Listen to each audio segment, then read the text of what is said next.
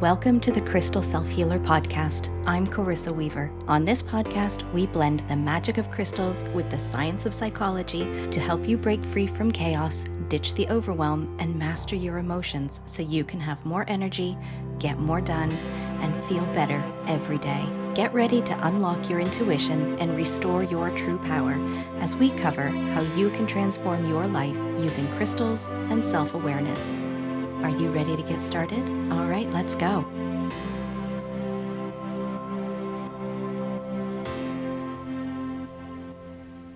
As social creatures, we crave connection. Whether these connections are physical, emotional, or energetic, we become attached to the person or idea of our interest. These attachments, for the most part, are energetic, a function of the energies of our thinking and our intentions. And while many of these attachments can be healthy and positive, there is a time when we may experience the flip side of these attachments when they no longer serve us or are the efforts of someone who has negative intentions or a situation that does not serve us. These are the cords that we may want to clean up or cut so that we can reclaim the emotional and mental peace that we all deserve. In this episode, we're going to dive into attachments and how to remove toxic energy by cutting cords. Cords are subtle energetic connections that develop between individuals, often based on emotional interactions, attachment styles, and shared experiences. Just as our thoughts and emotions can impact our psychological well-being, they also contribute to the formation of energetic cords that link us to others on an energetic level. In psychology, attachment theory suggests that our early bonding and attachment experiences shape our relationship patterns and emotional bonds throughout our life. Quantum entanglement, a phenomenon observed at the atomic level, demonstrates how particles can become correlated and influence each other's states instantaneously, regardless of physical distance. This concept parallels the idea of energetic cords, where our energy fields can become entangled with others, affecting our emotions, thoughts, and experiences. For our purposes, we can visualize energetic cords as invisible threads that connect us to people, places, and experiences. These cords carry energetic imprints of our interactions, emotions, intentions, and they influence our energetic state and overall well-being. Positive cords can enhance feelings of connection, empathy, and support, while negative cords can lead to energy drain, emotional turmoil, and boundary issues. So, energetic cords often develop in response to emotional interactions, intense experiences, and prolonged connections with others. The process of energetic cord formation involves the exchange and interplay of energy frequencies between individuals. Our thoughts, emotions, intentions, and energetic vibrations contribute to the creation and maintenance of these cords. Intense emotional experiences, unresolved conflicts, and prolonged interactions can strengthen cords, creating energetic bonds that transcend physical proximity. The heightened sensitivity of empath and HSP women to energy and emotions may make them more susceptible to forming energetic cords due to their empathic abilities and deep emotional connections. If we were to sit back and reflect on events and circumstances in our past, we would be able to glean from those moments whether we felt safe or unsafe, and then see how those experiences shape how we view our experiences as adults. This doesn't stop with just attachment theory and the caregivers we had as children, but is also influenced by the expectations and norms that were prevalent in our formative years too. Chords in and of themselves aren't good or bad. They just are. It's how we interact with them, the ways that they trigger us, and whether it's in a healthy or unhealthy way. Again, positive energetic chords are formed through harmonious and supportive interactions where there's mutual respect and a genuine connection. Think in terms of love and compassion, empathy, and understanding. These types of relationships or experiences will enhance our feelings of connection. It's going to strengthen bonds and facilitate healthy exchanges of energy. They contribute to a sense of belonging, of emotional support, and shared understanding in our relationships. Cultivating positive chords involves fostering open communication, practicing empathy, and nurturing authentic connections based on mutual respect and trust. Negative energy chords, on the other hand, are formed through unresolved conflicts, emotional turmoil, codependent dynamics, and toxic relationships. Think in terms of fear and resentment, anger, guilt, and anything that provides an emotional drain. They can lead to energy depletion, emotional overwhelm, and challenges in maintaining healthy boundaries. These chords can manifest as draining and disempowering, affecting emotional well-being, and causing energetic imbalance. Now, while there are numerous things that can create unhealthy or toxic chords, they all fall within one of two categories: unresolved emotional wounds and unbalanced energy exchanges.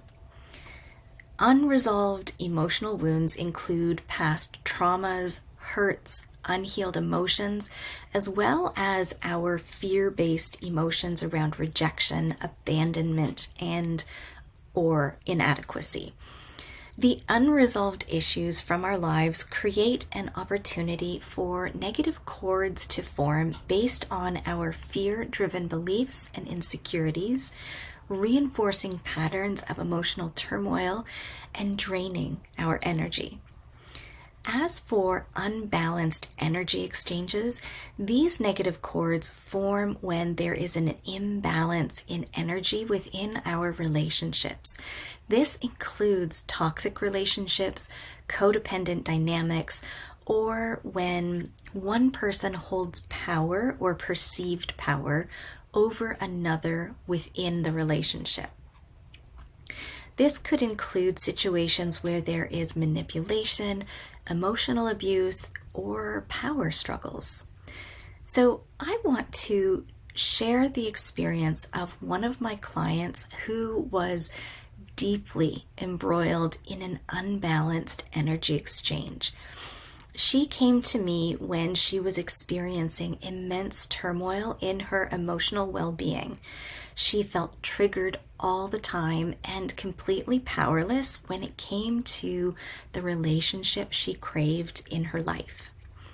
She was harboring a lot of anger toward her partner and was aggravated by everything he said and anything he did, and hated that he was holding this power over her. She had dated here and there over the years, but was resolute that the father of her children was to be the only man in their lives. And she had a very strict faith rule, and he was the only man she claims she had ever loved. Yet, she also felt that she couldn't trust him or men in general because he had a history of cheating on women in his life and had cheated during their relationship as well. She desired to let go of the hurt, the love-hate relationship, but she could not figure out how to shake it. And the situation was driving her crazy, and she was convinced she would have to stay living a life of misery. I'm sharing this story because there are a lot of things going on. Some things she was aware of, some things she was committed to continuing, and other things that she wasn't able to identify when she was in the thick of all the feels. So let's talk about how you can go about identifying where you may be experiencing attachments and how to remove the toxic energy by cord cutting. This is where the first step in the process I teach my clients comes in. With grounded awareness, you have an opportunity to recognize emotional patterns, physical sensations, and where you're feeling emotionally or energetically drained. You create a clear picture of the recurring emotional patterns, triggers, or where the emotions may seem disproportionate to the situation, or where they're lingering long after an interaction with someone else has ended. If you are consistently feeling drained, anxious, or emotionally overwhelmed in someone's presence or after communication with them, there may be energetic cords affecting your energy exchange. You can also be feeling tightness or heaviness or discomfort in specific areas in your body, specifically the chest, the stomach, and the throat. If you do dream tracking, notice recurring themes, symbols, or messages in your dreams related to specific relationships or emotional dynamics, as they can reveal hidden energetic connections and patterns. At the end of the day, it's important to identify where it is that you are feeling out of control, powerless, ill at ease, or imbalanced, so that you can employ tools and techniques to counterbalance these effects and create the sense of peace and well-being when you release the negative or toxic attachments. Now that we have all that out of the way, we can now get to the good stuff on how to protect yourself. Cutting cords is a metaphysical and energetic practice that involves releasing negative or draining energetic attachments between individuals or circumstances. Cutting cords can take on many forms, typically involving visualization, intention setting, and energy work. Most often, people associate cutting cords with the technique of cutting the energetic cords with tools that symbolically represent scissors or knives. This could be an athame, crystal arrowheads, or a crystal wand. A wonderful crystal to use here is black obsidian. It's important to note that cord cutting is not about severing all connections with the other people, but rather releasing the unhealthy attachments to restore energetic balance for greater well-being. And it's also often wise to combine the symbolic cutting of cords with other supportive practices. So, in the case of my client, the recommended course of action for her was to really get clear on where the negative attachments were showing up and how they were affecting her through creating grounded awareness. She then had the opportunity to set an intention for what she wanted to address, shift, and change. And if you remember, she had her strict faith rule she was following that was adding to her discontent. A key activity in the grounded awareness phase is identifying core beliefs, the values and beliefs that you want to use as the guiding star or principles of your actions, words, and deeds. This particular client did not want to change the strict faith rules she was following, which created awareness around how to proceed in her particular case. So while we did cord cutting, she had the opportunity to cut ties with the activities, the actions, her thoughts about the behaviors, so that she could then start to create the relationship she wanted. And then, using the newfound sense of peace and space, she was able to focus on the emotional and mental healing she needed to do to take charge of her triggers, address her underlying anger, and reclaim her personal power by being more aligned with the person she wanted to be in her life. I think it's important to know that we get to choose where we invest our energy and our focus. And when we are in the depths of an attachment or toxic environment, we may spend a whole lot of our time focusing on things that take us away from what we truly want. We get to decide whether we spend more of our time focusing on situations and relationships that we find nurturing, or if we want to stay in situations and relationships that we find draining. And sometimes cutting cords can be more than just on an energetic level. Empath and HSP women have a tendency to hold on to the belief that the person they're attached to will change or improve over time.